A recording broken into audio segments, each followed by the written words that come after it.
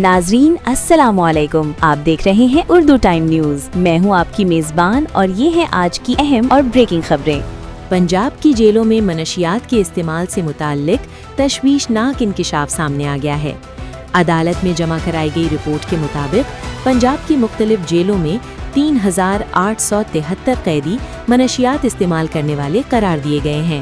بسنت کے موقع پر شہریوں کو بلا تعطل بجلی کی فراہمی یقینی بنانے کے لیے 27 نکاتی منصوبہ لاہور ہائی کورٹ میں جمع کرا دیا گیا ہے۔ خیرپور میں مبینہ پولیس مقابلے کے دوران 30 لاکھ روپے سر کی قیمت والے خطرناک ڈاکو سمیت 3 ملزمان ہلاک ہو گئے ہیں۔ کراچی کے علاقے پاک کالونی میں مبینہ پولیس مقابلہ، مطلوب ملزم ہلاک۔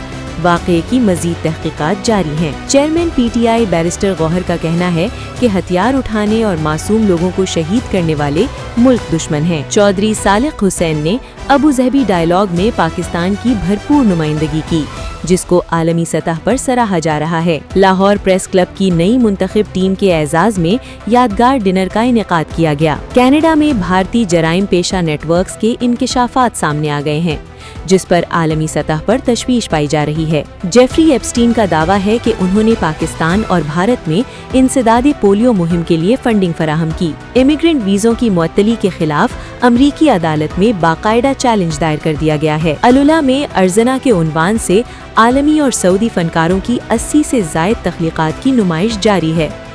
سعودی عرب کے علاقے اللیت میں تجرباتی فارم کے ذریعے سمارٹ زراعت کے مستقبل پر کام کیا جا رہا ہے۔ قصیم میں العاقلات کی تاریخی روایت کو دوبارہ زندہ کیا جا رہا ہے۔ T20 ورلڈ کپ کے سلسلے میں ویسٹ انڈیز کی ٹیم بھارت پہنچ گئی۔